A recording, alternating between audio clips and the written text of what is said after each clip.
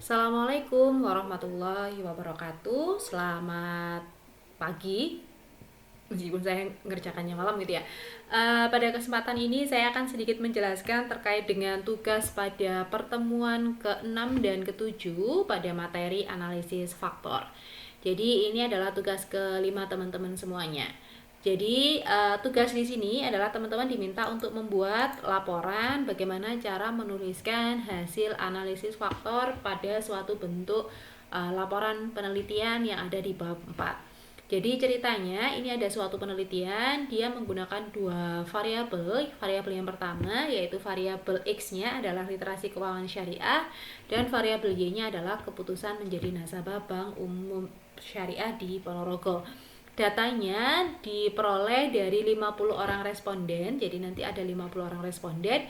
Nah, teman-teman diminta untuk mengerjakan analisis faktornya. Nah, dari analisis faktornya nanti untuk teman-teman yang memiliki nilai absennya ganjil, maka teman-teman diminta untuk cukup analisis faktor untuk variabel literasi keuangan syariah. Kalau yang nomornya genap, maka teman-teman diminta untuk mengerjakan analisis faktor untuk variabel keputusan menjadi nasabah. Kemudian di bagian ini teman-teman diberikan hasil outputnya dari analisis faktor. Ada KMO, kemudian anti-image matrix, misalkan ada communalities, kemudian variant explain faktor, dan seterusnya. Jadi hasil-hasil ini sudah diberikan kepada teman-teman, jadi teman-teman tidak, kalau untuk beberapa yang tidak memiliki akses untuk menganalisis datanya secara langsung dengan menggunakan SPSS, teman-teman bisa menggunakan hasil yang sudah diberikan ini. Jadi yang pertama untuk variabel literasi keuangan syariah sudah diberikan, dan untuk yang kedua variabel keputusan menjadi nasabah juga sudah diberikan. Jadi teman-teman dipersilakan untuk menganalisis hasil output yang diperoleh. Cukup satu variabel saja yang harus teman-teman analisis sesuai dengan pembagian yang sudah diberikan. Nah, bagaimana kemudian cara saya menulis dari hasil output yang diberikan? Nanti teman-teman silakan dibuka bagian contoh analisis data tugas kelima untuk pertemuan 6-7. Apabila nanti teman-teman mengerjakan dan ada bentuk covernya, teman-teman boleh menggunakan covernya adalah penerapan analisis faktor pada variabel sesuai dengan tugas atau bagian yang diberikan kepada teman-teman semuanya. Kemudian kita bisa langsung masuk gitu kan. Bab 4, dia memang bagian dari bab 4. Ada A, gambaran objek penelitian. Ini kita kosongi karena kita tidak terlalu banyak membahas tentang objek penelitian kita. Hasil pengujian instrumen juga kita kosongi karena kita mengasumsikan bahwa sebelum masuk ke analisis faktor kita sudah melakukan pengujian instrumen atau pengujian validitas dan reliabilitas, makanya kita kosongi. Kemudian langsung bisa teman-teman langsung masuk ke yang bagian C. Jadi kalau A, B, C itu adalah analisis faktor variabel sesuai dengan tugasnya.